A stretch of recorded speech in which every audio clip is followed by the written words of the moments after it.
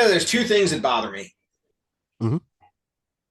The first one is I don't understand why I love my dog. I do love my dog, but I don't understand why the wind speed, the barometric pressure, and everything have to be perfect for her to just pee when we're outside, especially when it's cold. And the second thing is Yeah. Cash Patel. That cross-eyed motherfucker. I bet he can't even shoot a gun straight if his life depended on it. Oh my God. Jesus. I want to be, I, I want to be mad at that. I really do. He's like a fucking stormtrooper. No danger of him hitting anything.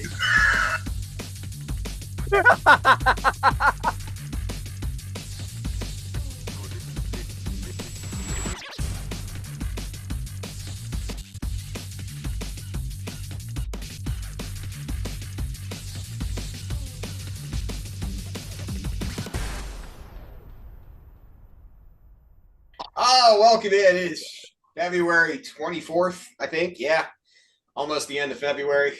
So what's on your mind? He's Mike Swift. I'm Stephen Lewis. Ah, I don't know if I want to claim my name any longer. You're going to get me deported. so last week you kind of piggybacked on to what I was talking about.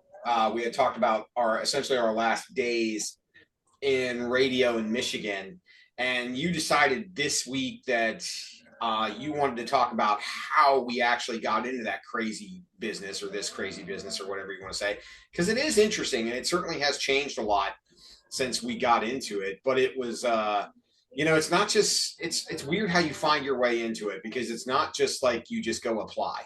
Uh, you're first. What's on your mind? How Well, I did mean, you? you intern for a long time and then you get your first part-time position after you intern and you do that for a while and eventually hopefully you get a full-time position. Or at least that's the general pathway, I Well, would say.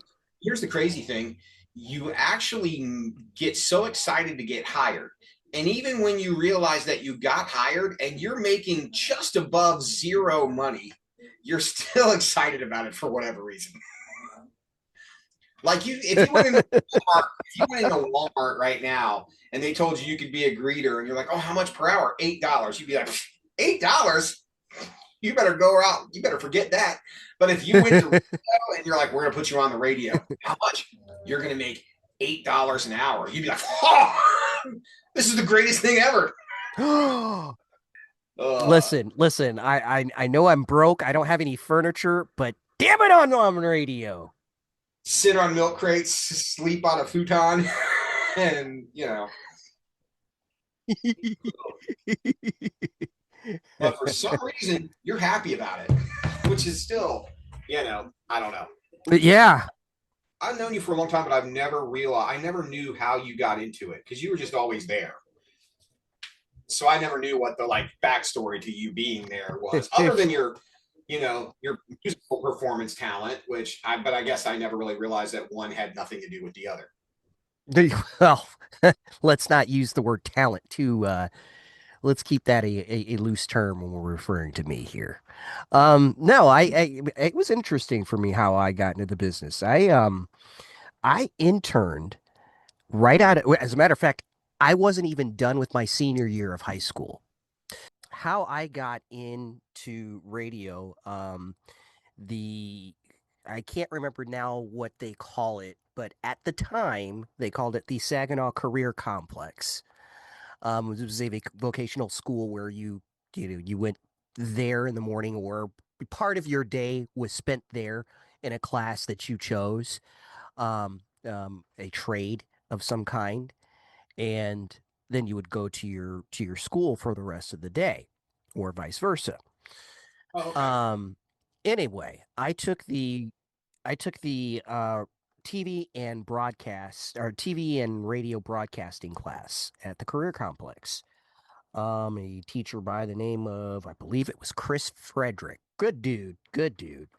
Um, really showed us the ropes and the differences between radio and television and the basic stuff. It was, you did basic video editing and videography for one part of the semester, and then the rest was spent in radio. And there was like actual studio with really old equipment that you could actually run a shift from, or run a mock shift from. I don't believe, at least at the time, they didn't have a radio station, or at least like an internal thing. But you could at least get the practice. So I kind of got I kind of got my beak wet there. But I'm getting ahead. Rewind to my, I think I was in eighth grade, I want to say. Um, there was a bunch of us towards the end of school, the end of the school year. We were all just kind of talking about what we wanted to do when we grew up. And when it got to me, when it became my turn, I was very specific in what I said. And I said I was going to be the night DJ for WIOG. Oh wow. And yeah, like I was very specific of what I said.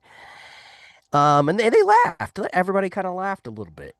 And so I honestly made that a goal, I guess, if you will, at the time, that I was going to set out to be the night DJ at WIOG at some point. So now here I am in this radio and TV broadcast class, and there was a kid that was in the class with me. His name was Steve Schaefer, and Steve was an intern at 100.5 The Fox, WTCF. It was The Fox back then. I'm not even sure what it is now, but it was the Fox at the time. So I asked him, hey, how'd you land your internship? And he told me, well, I went down to the radio station. I applied for the internship program, and I was lucky enough to get hired in. So I did the same thing. So I went, and it was something almost like out of a after school special. Like I went in, I filled out the application, I turned it in.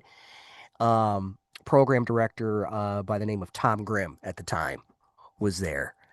And I remember he looked at my resume, or looked at my application, and he says those famous words, "We'll give you a call if something comes open."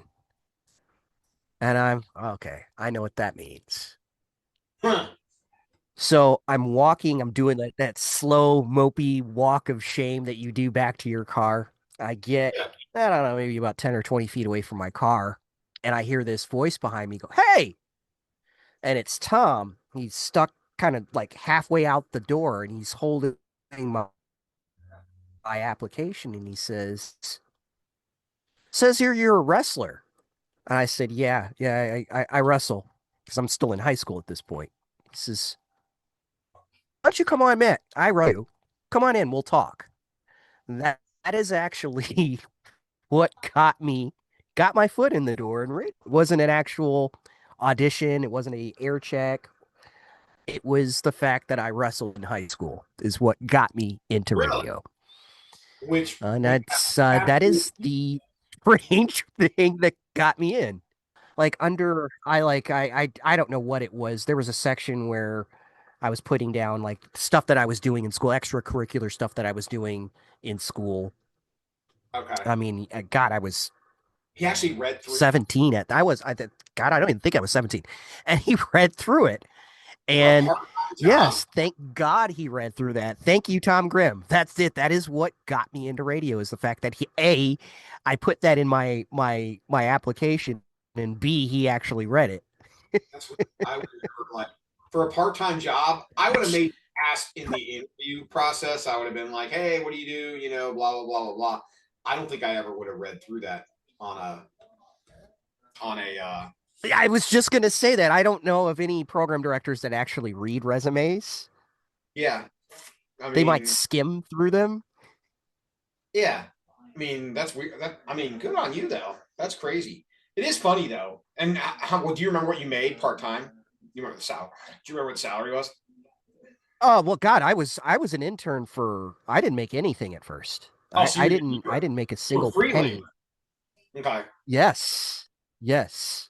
So I didn't and at the time our internship consisted of you did remote broadcasts, but the majority they stuck you in this basement of the studio with a phone book. And your job for so many hours of the day was to go through the phone book and get people to take music surveys. That was their Oh, way of no, sampling I at that time. had to go through the phone So, book. yes. So I would have to, gosh, let me see if I can remember. Hi, my name is Mike. I'm calling from Mid Michigan Media. I'm not selling anything. I'm not selling anything. Oh God, I am not a telemarketer and I'm not selling anything. And I was just simply wondering if there was a female within your household that I could speak to between the ages of 18 and 24. Hmm. Sounds like you're looking for a date. Yes. But that was I could be getting it wrong here and there, but that was along the lines of what I had to say when somebody picked up the phone. And if that person was nice enough to say yes, or I would get somebody willing to take the survey, there were a series of three or four song clips that I had to play. We had a tape recorder hooked to the phone system, Oh, geez. and we had to play this. It was Rod Stewart, a Oh, Whitney God. Houston song, and I can't remember the third one. And it was the same. And I never understood because the music never changed that entire time for years. But that's what we So, did. And that person would had to rate between I think it was a scale for like 1 to 5 or something like that. And so you were essentially a yeah, it free, was weird. you were a free telemarketer. Mm-hmm. Pretty much.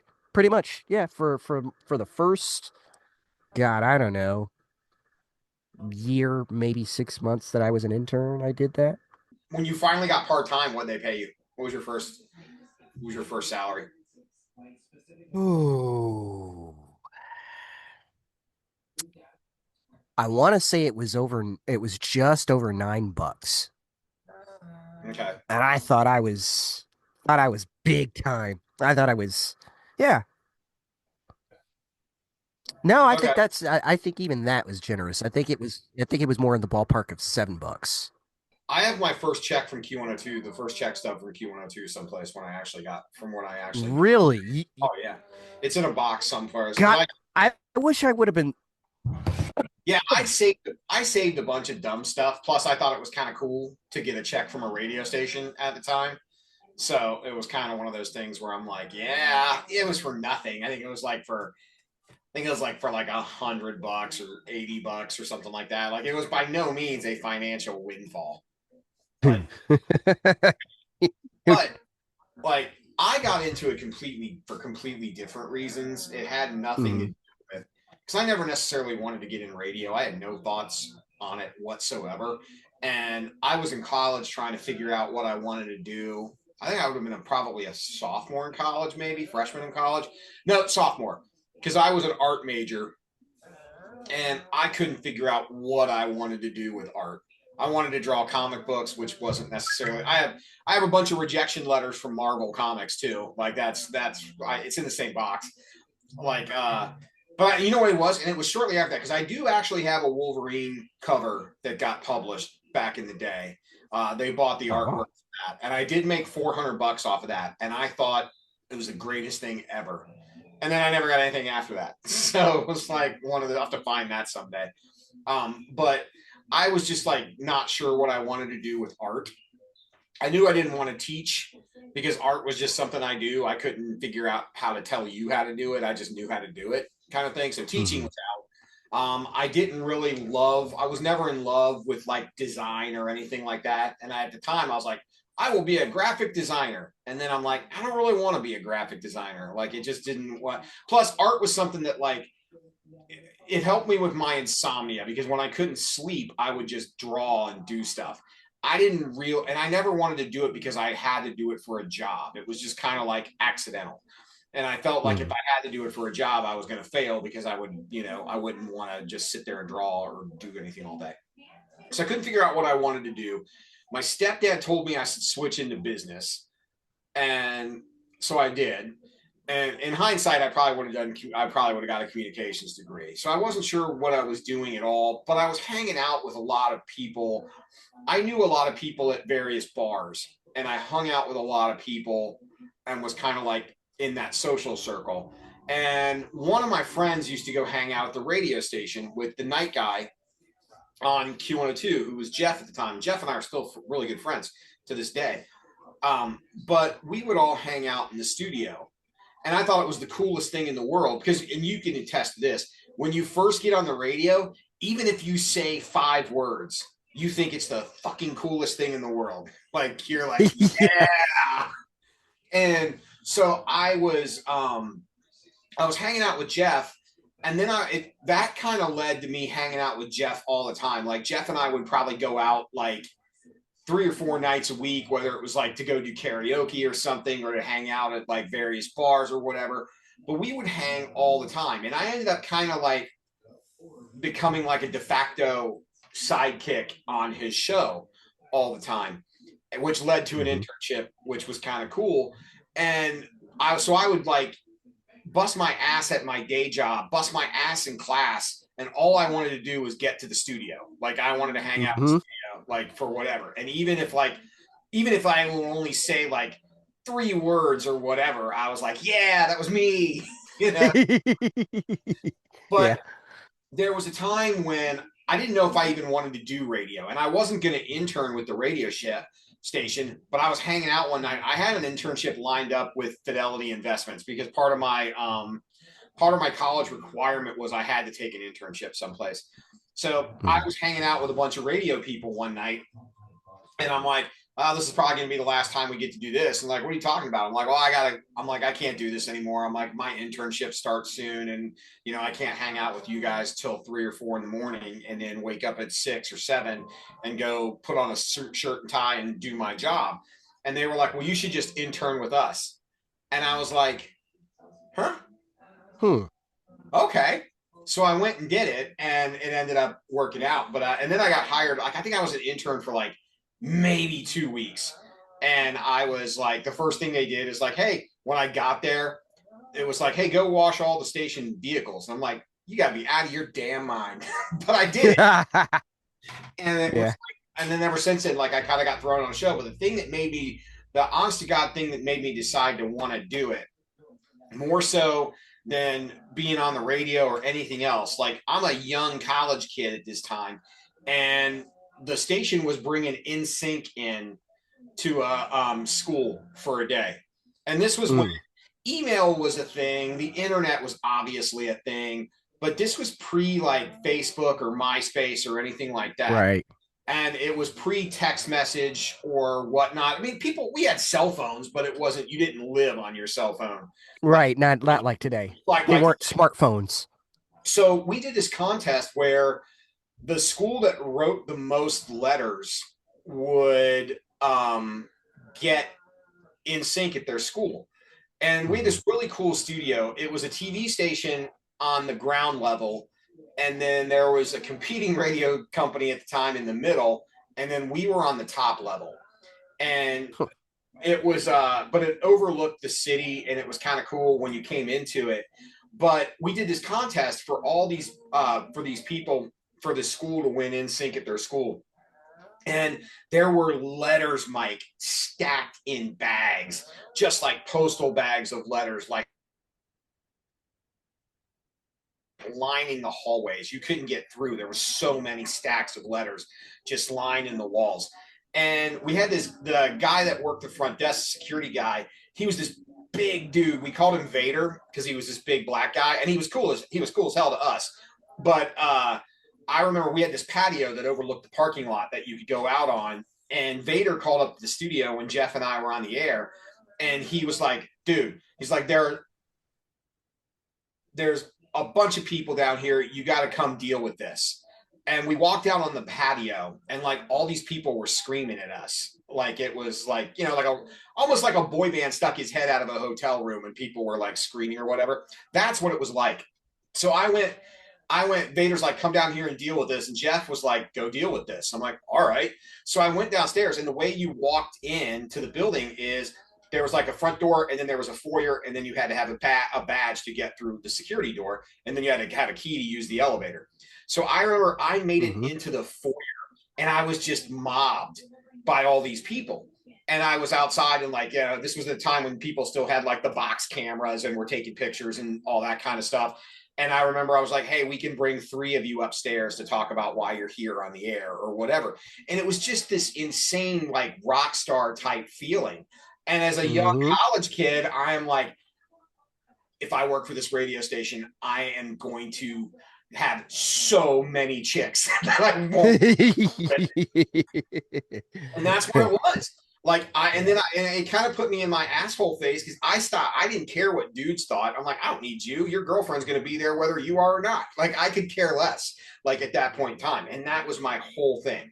And that's why I decided to get into it. And then I realized like how much fun we had on the air and like the stuff we could get away with. And this was back in the day when you could actually still get away with stuff. Like if Yes. you wanted to. So it was just like that was kind of cool. And then Jeff got let go, and we had to find out where we were going to go. I was working with my friend Sean, and we had decided that we were going to do a team show, which at the time was unheard of. And we were looking around for jobs everywhere. And when you got jobs, in order to get a job, you had to essentially audition for a job. So you Yes. would take like some of your best stuff. No, I was just gonna say to clarify very quickly, when you say your stuff, it is usually a quick snip of you, or in I guess this case, the two of you on the air, 10-20 second clip, or series of clips of you guys on the air that was placed on OCD. To get a feel for what you sound like. So the first time Sean and I decided to do it, we were going to stick closer to home. So, and Hmm. I'll leave this station nameless, but we got so excited because this guy was like, hey, I want you guys to come work for us, da da da da da. So we're like, all right. So Sean and I drive there, and we're fired up. And we had a friend that we're still friends with to this day. And this is, again, you could get away with stuff back then, keep in mind. So we had this friend Hmm. named Andy that we would do this bit where he owned a Chinese carryout. Now, to be fair, Andy is actually Korean. So he would mess up our names all the time and mess up our food orders. It was like this ongoing thing that we would do. So we would call Andy Kim, and he would always be like, carry out. And he was like, we would try to order food, and he would screw up our names at one time. And it was just this like, how like it was like always like a customer service nightmare where you could never get the order Yeah, through. yeah. But it was funny. So in hindsight, probably not something we should have put it on an audition demo, because if you look back at it, you go, okay, probably not That's a good idea. So we right. get this in, and this guy that we're meeting, his name is, this is very important. His name is Jimmy Olsen. Okay, that's his on air Okay. name. So we go, and this guy's taking us around to meet the sales staff, and he's taking us around the building and introducing us to everybody. And he's got us in front of the general manager and all this stuff. And he brings us all in the office. He's like, you got to hear these guys. So he starts to play our demo. And the first one comes on, and we're all laughing. And the second one comes on, and we're all laughing. All of a sudden, Sean and I know what's next. And we look at each other. We're like, oh no. And all of a sudden, the next bit is, hello, carry out. And Jimmy Olsen is Asian. Asian. Oh no. So we go through the whole thing, and he smiles and he nods. And that's very funny. And we kind of like walked out of the building with the we'll be in touch discussion or whatever. Uh-huh. And Sean and I get in the car, and nobody, like, we didn't say anything to each other for probably the time we left the building to at least a good 20 minutes of being out of the highway. And all of a sudden, out of nowhere, Sean's like, the guy's name was Jimmy Olsen. Who knew he was a fucking Asian? Like, the whole time. So, Oh my God. So Oh, needless to wow. say, we learned the hard way about what's appropriate, what's not appropriate, and what you. Mm-hmm. Like I said, to be fair, Andy was Korean, and he was, we didn't like force him to do it. It was just one of this thing that we came up with at the time. It was funny, or at least we thought it was funny. So To be fair, the bar of acceptance was a little lower. so we ended up getting a job in Michigan, and we were so excited. And we moved up there, and we were fired up, and it was going to be fantastic until payday. Mm-hmm. And Mm-hmm. when he told us, and this is how excited we were too. Um, he tells us, "Yeah, I want to bring you guys in as a team." He's like 20,000, and we were like 20. Okay, 20,000 is great because for some reason, like if I looked at my tax forms back then, I was scraping by on like I was at college, granted, but I was scraping by on like 15 or $16,000 a year, and I felt like I was rich anyway with that. So like you add 20,000, like I'm a king in a palace. So we get up there and we get our first paycheck, and it's wrong. So we go into the general manager's office and we're like, dude, we're really underpaid. He's like, what do you mean? He's like, well, our checks are really light. He's like, no, that 20,000 was to split between the two of you. So it would have been 10,000 a piece.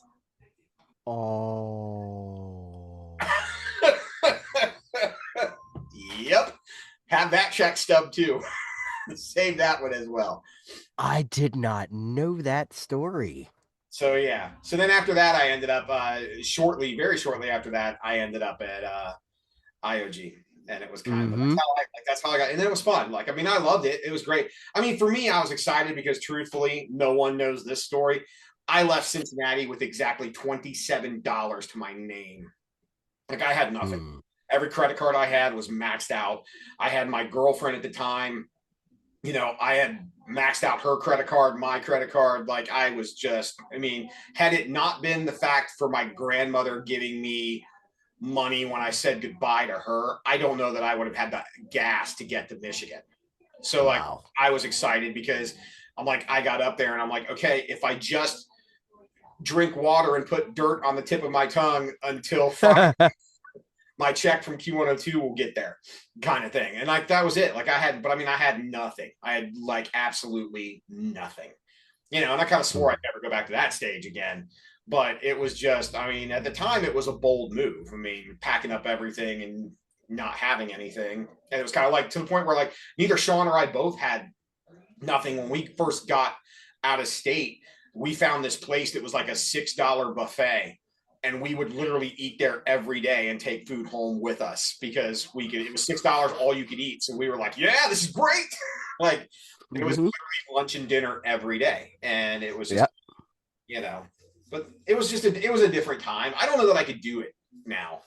Like I really, Yeah. like, I don't know that if in today's world, I don't know if I could do it the same way. Yeah, especially with what you go through, or at least the how tough it was.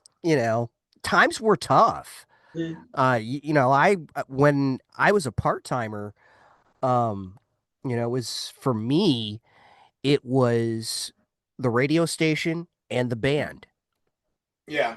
So it was, man, I don't know how I don't know how I made it. I don't know how I made it. Well, and when I left Michigan, when I got to Michigan, I didn't have frat parties to DJ anymore because I would never join a fraternity. I'm like, Yeah. I'm like, not to mention, if I join you, you're not going to pay me to DJ you're not going to pay me to DJ your parties anymore. So why Mm-hmm. would I give up that? You know, kind of thing. Ooh. You know what I just remembered? My second coming to WIOG. That story is almost interesting in itself. I mean, so I'll make this brief. So, as some of us in the business, it happens. While we were at WIOG, I got fired. We were not, you know what? That may be a story where we bring Dale in Oh yeah, because it was the three of us at that point in time on the night show. The time I got fired from WIOG, the first, well, no, the only time I got fired from WIOG was the second time was my own accord. My third But fight was all right. there was the one time when I stabbed the guy, but he deserved it. Oh, come on. Now see, I'm why do we kidding. have to go to a dark place? That's I'm just kidding. no, no. No, but very briefly, I was fired from WIOG. Um, early on, very early on. I think you were still the night guy at the time. Yes, because it was Was I? me, you, and Dopey Oh, yeah. So were that would have been. So we're talking early 2000s. yes, very early 2000s. I was away for 2 years away from the business. Um, I was living just outside of God. I was living out in like somewhere where a black man just should not be living with with my girlfriend at the time. Things didn't work out between she and I. I literally packed up as much of my belongings as I could in my car, and I just got in the car. I just got on the highway and just started driving. And I'm driving and I'm just trying to figure out what am I going to do next. And my phone rings. It was Brent Carey. Oh, Brent's the best. Love Brent Carey. I God, love Brent. Brent, I haven't talked to Brent in years, but still love him. Is just as he's a great guy to work for. Was just him I and I love Brent. him and I talked a while ago. Like it was probably a month or so ago. Him and I were talked for about 45 minutes, an hour maybe on the phone. Like just kind of Man, yeah. yeah. He and I haven't actually spoken in a while, but still, I love him to death. Good dude, really good dude. But he calls me and he says, "Hey, Swifty, I just got your message." And I'm like, my message? I drunk dialed Brent like 2 weeks before. Seriously, I drunk dialed him, Wow. asking him for a job. Say, I just got back from vacation, just got your message. What are you doing? I said, Brent, I am driving and I have no idea what I'm doing. He said, why don't you come on? How close are you to Saginaw? I said, I'm about an hour away. Why don't you come on over and we'll talk. And that was how I got hired back to WIOG. Like seriously, I had no idea where I was gonna go. Um, was like seriously thinking that I was gonna end up like I don't know living in my car somewhere. And it all worked out. I went back to Saginaw. I talked to Brett. He hired me. Um, and a good friend of mine, Stephanie, let me stay with her and her boyfriend at the time until I got on my feet and got a place and that's how I ended up back in Saginaw. Like it all just kind of came together and I really like at 0 hour, seriously. I think it's weird how you end up places because I thought when I got there, I'll be honest, I was running. Like I needed to get away from where I was. Like everything Hmm. was the hardest thing for me to do was tell my grandmother goodbye. I'll never forget that. Like that Yeah. was, and I waited until the night before I was leaving to tell my grandmother goodbye. Like that was, but my parents, it was a tough time. Like my parents were going through stuff, and I had this, a little bit of a reputation, not a bad reputation, but I just always, put it this way, I had this lifestyle where I joked with everybody that I was going to retire by the time I was 35 because I never really necessarily wanted for anything. My rent was paid, like everything was taken care of until it wasn't. And then like my parents had moved to Arizona. So it was just kind of like I was alone. Like I had a girlfriend at the time who her parents hated me, which at the time I was like, am I really that bad of a guy? But apparently, if I look back, I go, I did some things wrong. But to be truthful, like I had broken up with the first girl in my life that I can honestly say that I was absolutely. And now I look back and I go, it was just infatuation. But I thought I was in love. And then that ended. And I'll never forget it. I was DJing a frat party one night and I was talking to a bunch of the guys there And I said, I'm like, you know what I need? I'm like, I need a young tramp to walk into my life so that I don't have to, really worry about. And literally, like 5 minutes later, the girl I started dating came in the room. Oh, hey, it's nice to meet you. I'm like, yes, it is. And that was it. But I ended up getting into a relationship with her because she was the opposite of what I had gotten out of. And it was just like everything was going bad at once, except radio. Radio was the only thing that like Mm-hmm. I was not interested in school, but at the time I was like it was important for me to finish, so I was going through the motions there. And I had like my roommates, like my college roommates were all going different places. Like my one was moving out, and my other one, who was Todd, was I love Todd to death, but Todd was moving back to Northern Ohio to take care of his family's business. So like everything was like kind of like falling apart for me. So I left, even though I had nothing. I left. And when I got to IOG, I was like, okay, I'm going to do this for a year or two and then I'm going to be gone. And then I got to the point where two things happened. I was afraid to leave because I Mm-hmm. didn't know if I would have it that good someplace else. And Yeah. second of all, like the people, like I genuinely loved the people that I worked with. So I didn't want to leave. Like I wanted to see what I could do. And it was just fun. I mean, it was a lot of the stuff that we got to be able to do that, we probably wouldn't have been able to do anywhere else. And it was just, it was a good time. I was talking to my friend Jason earlier, Jason. I was talking to Jason earlier, and he's like, that time was just a snapshot of like good times that would be really, really hard to Yes. run back. And I'm like, yeah, like because but it was weird how you get into it though. And I think there are people, it's kind of funny because there are people who get into it and they can very easily say goodbye and walk away and not have a problem. Mm. And then there are people who get into it and like they can't let it go for whatever. Yeah. And I'm that person, and I know I'm that person because I don't know, even at this stage of my life, I still don't know, other than radio, I don't know what I'm really good at. Like, that's the one thing that I can honestly say that even though I don't necessarily play by the rules all the time, and I know that, I am good at it. And like, it's hard to give that up. What I Mm-hmm. mean? Like, and it makes it challenging in a way. And I told another mutual friend of mine, ours, who is still on the air. She had talked, and this was a while ago. She had talked to me about maybe it was her time to quit. And I said, I'm like, you know how I know it will be my time? I'm like, if you can drive down the road and you can punch up a radio station, I don't care which one it is, any of them, and you can hear a jock say something and not critique it, or you can hear some kind of promotion or giveaway they're doing and not care if you're a part of it or not, then you can walk away. But if you do turn on the radio and you hear that jock say something and you're like, dude, I can do that way better than you do. Or you hear a giveaway and you're like, damn, I would give anything to be like, they're not ready to let it go. It's unlike Yep. any other job.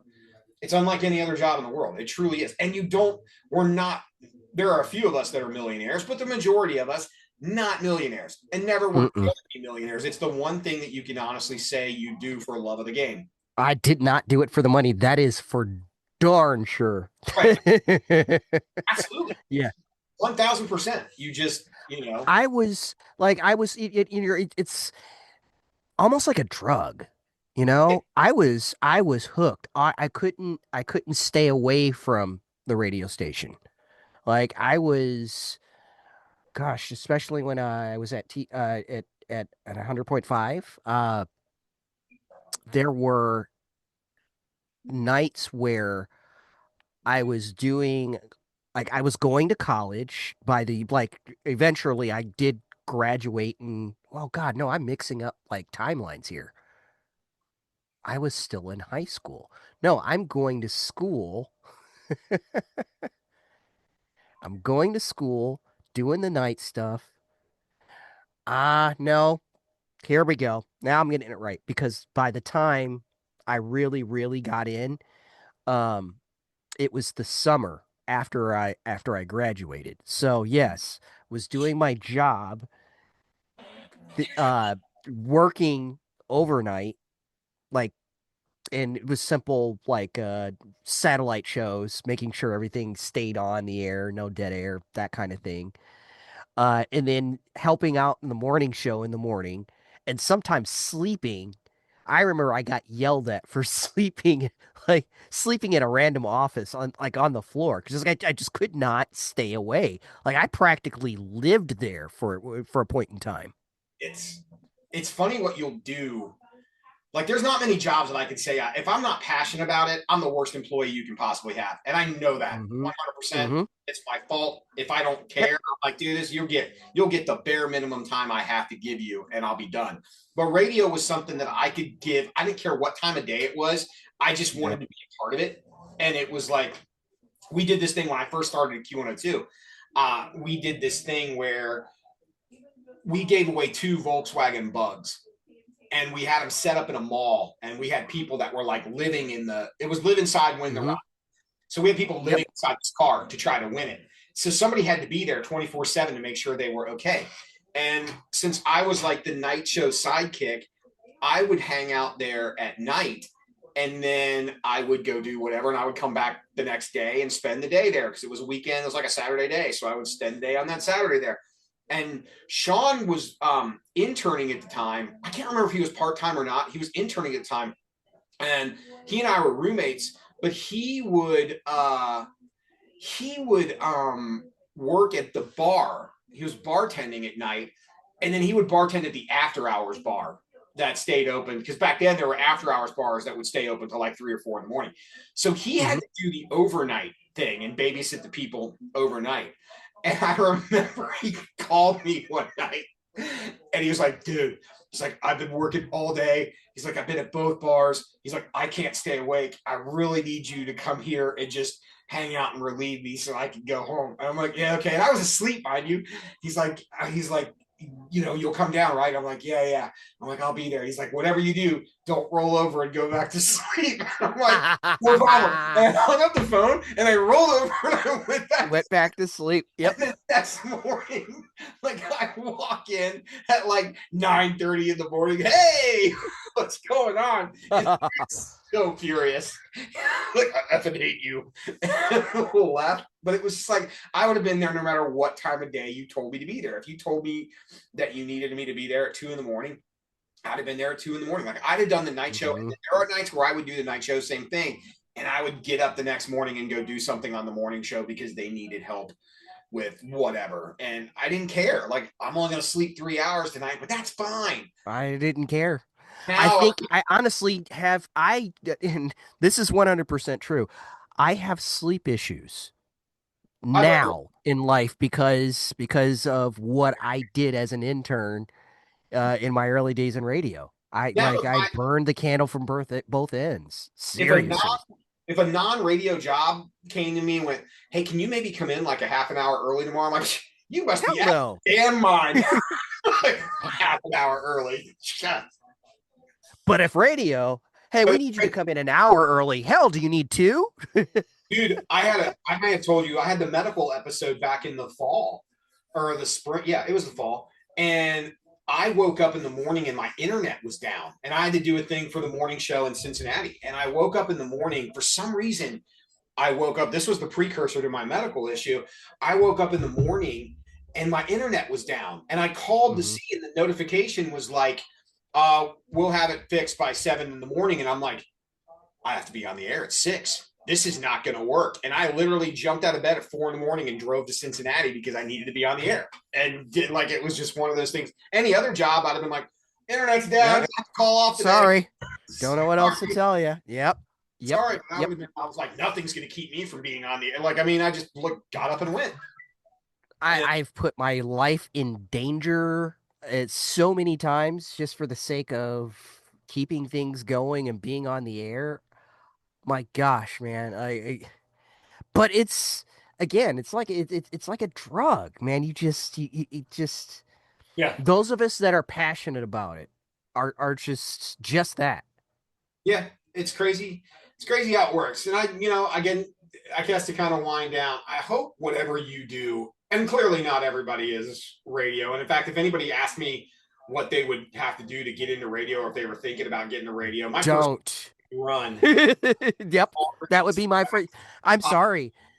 Like those of us are that are so passionate about it that we have so much vested in it, and to know Yeah. how much to know what we've gone through to get what we've gotten, whether it's big or small, any of us will tell you radio is the last thing you really want to do.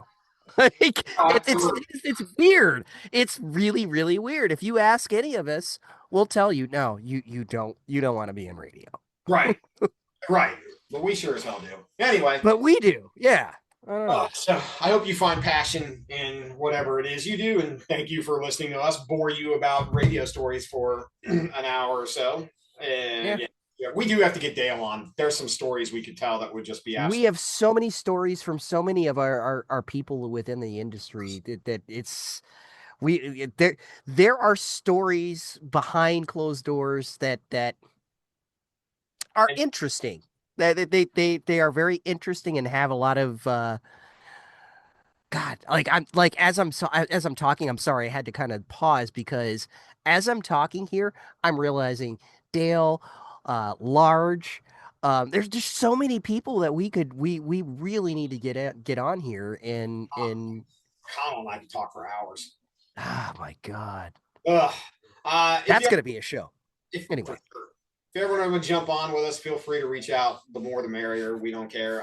That is what's on our mind for Tuesday, February 24th, 2026. Oh, anyway, it's Taco Tuesday, Michael. Go get some tacos. Damn, what do you mean? Go get some tacos? They're already in my belly. It's Taco Tuesday, brother. Yeah, I'm gonna have Golden Grams because it's also Golden Grams Tuesday. That's just a little more on the down low. Not everybody knows that. It doesn't quite rhyme the same way. I know how you are about your golden grams. I made the mistake one time of taking partaking of a bowl of your golden grams, and I will never make that mistake ever again. Measure the box. Line. Hellfire, hellfire and brimstone, man. Uh, Very funny. See you next week, everybody.